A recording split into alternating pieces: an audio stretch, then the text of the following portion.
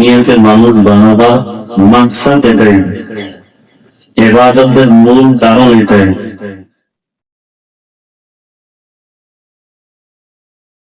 যে বান্দা তুমি ইবাদত করে আমাকে রাজি দাও।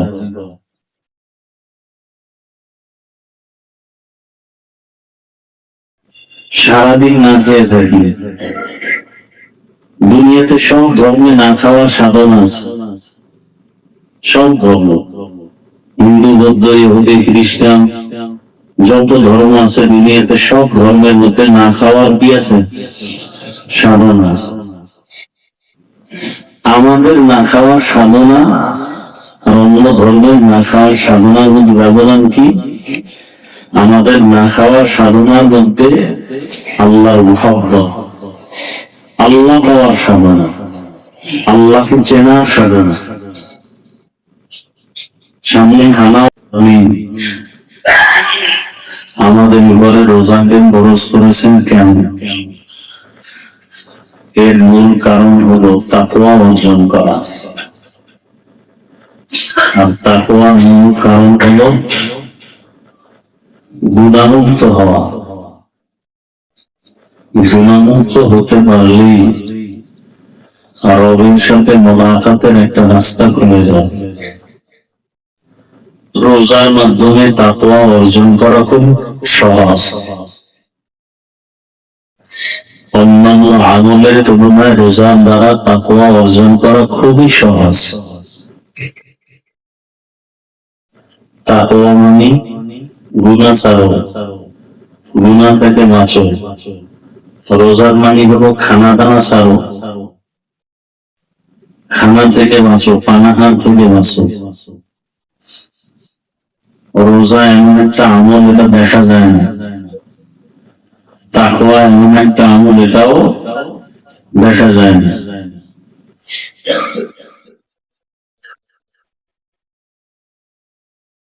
তাকওয়ার দ্বারা আল্লাহর সাথে সম্পর্ক গভীর হয়।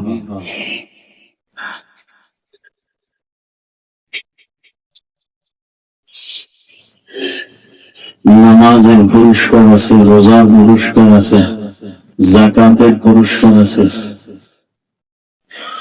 তাকওয়া এটা দেখা যায় না, রোজাও দেখা যায় না, নামাজ দেখা যায়, তার পুরস্কারও দেখা যায়।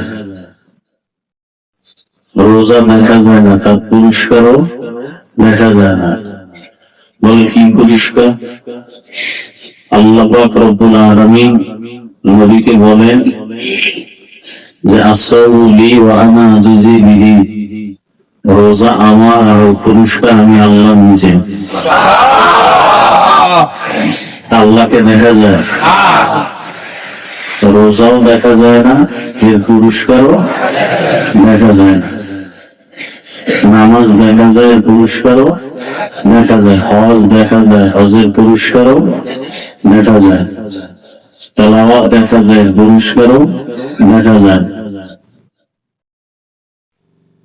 তো রোজার পুরস্কার দেখার মতো জিনিস না। রোজার মাধ্যমে তাকওয়া অর্জন করা যায় খুব সহজে। আমরা যে সবাই রোজাদার, চাইলেও দেখানো যায় না যে আমি রোজাদার, কোনো কায়দাই নেই।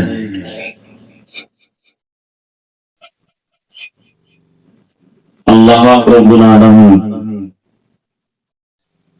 রোজাদারের প্রতিটি মুহূর্তে দোয়া কবুল করেন, প্রতিটি মুহূর্তে।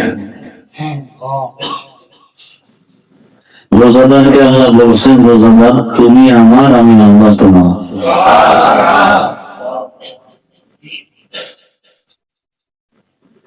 তো আল্লাহ যদি বলেন তুমি আমার, আমিও তোমার,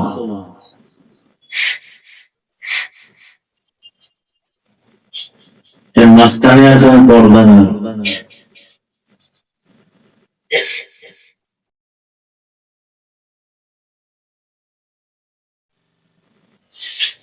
এই বান্দার মাঝে আল্লাহর মাঝে পর্দা থাকে না।